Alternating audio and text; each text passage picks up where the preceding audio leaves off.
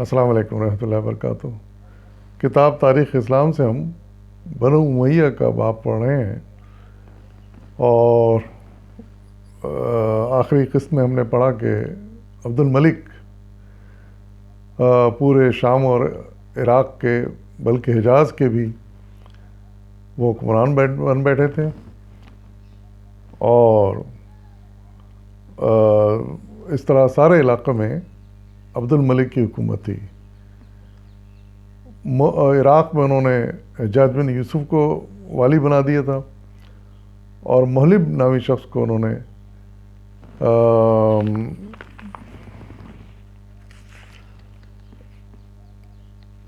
موصل یہ بھی عراق کا ایک مقام ہے، موصل کا حاکم بنا دیا۔ اور یہی موصل ہیں جنہوں نے پھر آگے بڑھ کر ترکستان پر قبضہ کیا۔ عبد الملک کے حکمرانی میں ان کے ماتحت انہوں نے ترکستان پر قبضہ کیا۔ اس کا حوال کچھ اس طرح ہے کہ ترکستان کی فتح خارجیوں کی مہمات سے فارغ ہو کر محلب ترکستان کی جانب بڑھے، اور امیر سبل کو شکست دے کر اس کے علاقے پر قبضہ کر لیا۔ بخارا کے بادشاہ نے اس پیش قدمی کی خبر سنی تو 40,000 کا لشکر لے کر محلب کو روکنے آیا۔ محلب نے اس کے مقابلے میں اپنے بیٹے حبیب کو بھیجا۔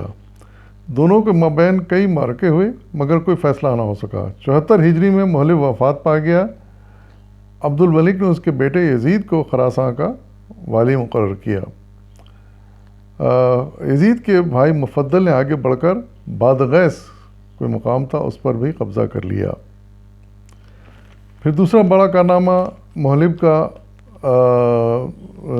یہ تھا کہ انہوں نے سیستان کی بغاوت کو کچلا اور اس کو روکا۔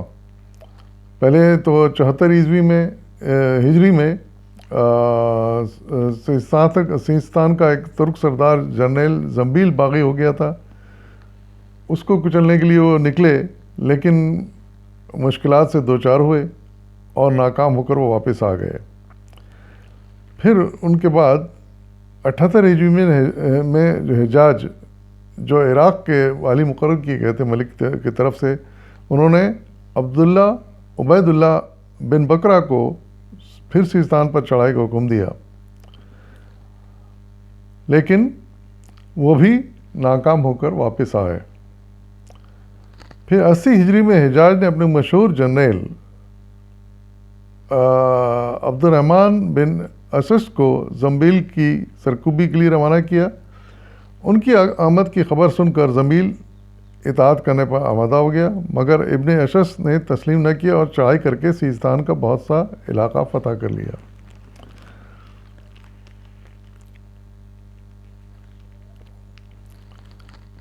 عبد الملک کی اصلاحات۔ سلطنت کے استحکامات اور اندرونی و بیرونی سازشوں سے فارغ ہونے کے بعد عبد الملک نے اپنی توجہ تنظیمی امور کی طرف کی اور چند ایک مفید اصلاحات نافذ کیں۔ پہلی ہے کہ عربی زبان کی ترویج۔ پہلے خلفاء کے زمانے میں شام کے سرکاری دفاتر میں یونانی اور عراق کے فارسی دفاتر میں فارسی زبان رائج تھی۔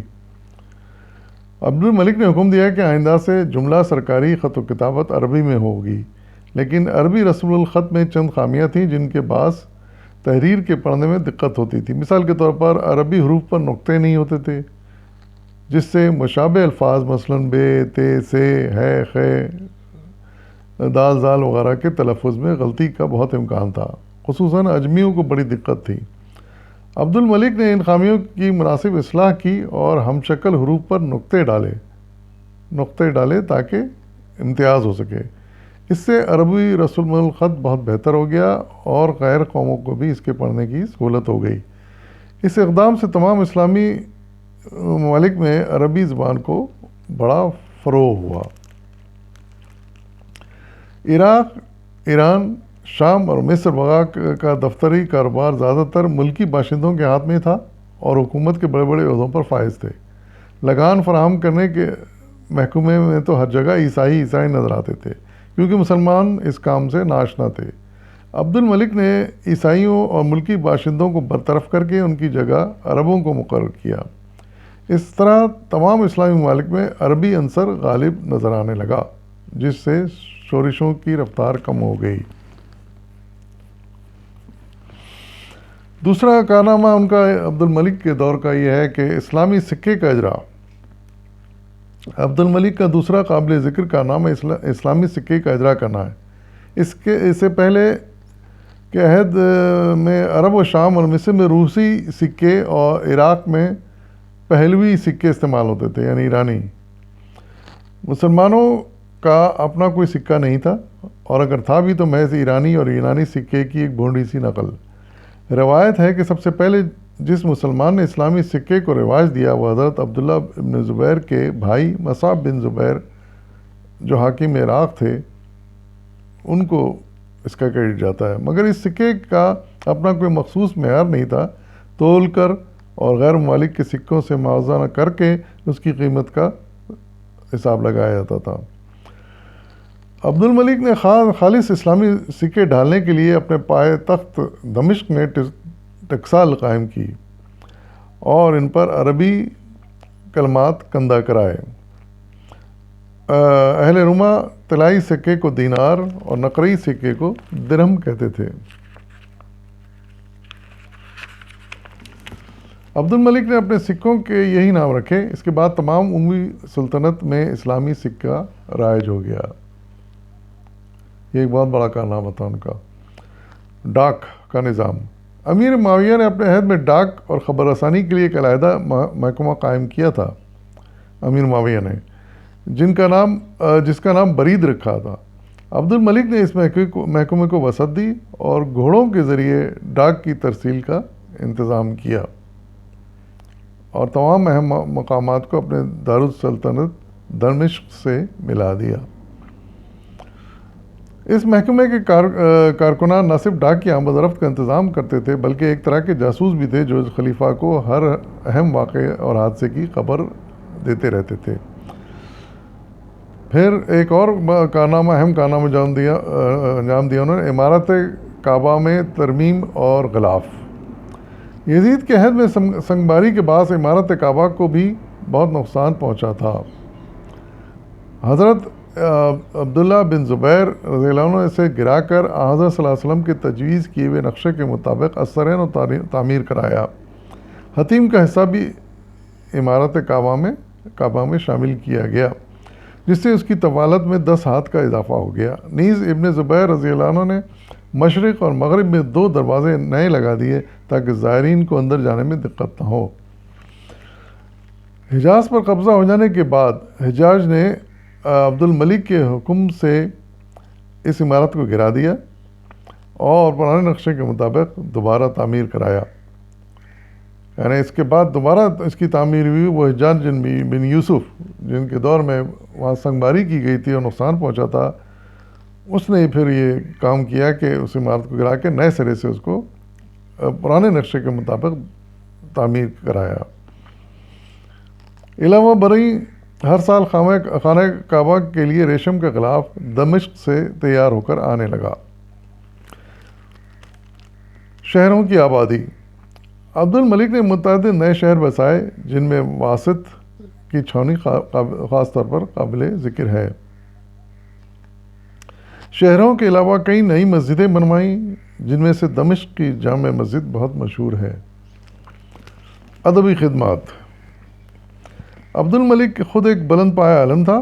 اس نے اپنے زمانے میں علم و ادب کو بہت ترقی دی، وظائف اور انعام و اکرام سے شعراء کی حوصلہ افزائی کی، جس سے عربی لٹریچر میں بیش بہا اضافہ ہوا۔ کلام اللہ کی تفسیر۔ عبد الملک نے قرآن مجید کی ایک جامع تفسیر کی ضرورت محسوس کرتے ہوئے مشہور تابعی حضرت سید بن مسیب سے درخواست کر کے کلام پاک کی تفسیر لکھوائی۔ نیز تلاوت کو سہل بنانے کے لیے قرآن کی عبارت پر اعراب اور دیگر علامات لگوائیں۔ اعراب سے مطلب یہ ہے کہ زیر، زبر، پیش، تجدید وغیرہ کہ ہم لکھائیں، جس سے کہ قرآن پڑھنے میں آسانی ہو گئی۔ وفات۔ شمال 86 ہجری میں عبد الملک نے ایک مختصر سی علالت کے بعد وفات پائی۔ اس کا عہد حکومت تاریخ بنو امیہ کا اہم ترین باب ہے۔ یہ صرف اسی کے عزم و استقلال کا نتیجہ تھا کہ اموی سلطنت کی گرتی ہوئی عمارت سنبھل گئی، اور اس نے اپنی لگاتار کوششوں سے شورش پسند عناصر کا خلا قما کیا اور مضبوط اور مستحکم حکومت کی بنیاد رکھی۔ رزم یعنی جنگ کے میدان کا شہسوار ہونے کے علاوہ وہ ایک جانب بزم بھی تھا۔ کہا جاتا ہے کہ علم ادب کے لحاظ سے تمام اہم علماء میں ممتاز تھا، اور بڑے علماء اس کے علم سے مستفید ہوتے تھے اور اس کا اعتراف کرتے تھے۔ اگرچہ اس کے عہد میں چند ایک زیادتیاں بھی ہوئیں اور کئی بے گناہ موت کے گھاٹ اتار دی گئے، مگر حالات زمانہ کے پیش نظر ان بدعنوانیوں کو نظر انداز کرنا پڑتا ہے۔ یعنی حالات ہی اس وقت ایسے تھے کہ جنگوں سے ہی فیصلے ہوتے تھے معاملات کے، ہر معاملے کا فیصلہ جنگ سے ہوتا تھا، اس لیے آئے دن کوئی نہ کوئی جنگ ہوتی رہتی تھی۔ تو ان حالات میں پھر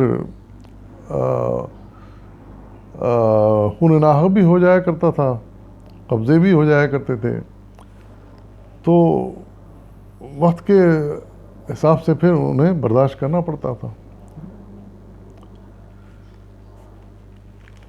تو یہ وہ حالات تھے جو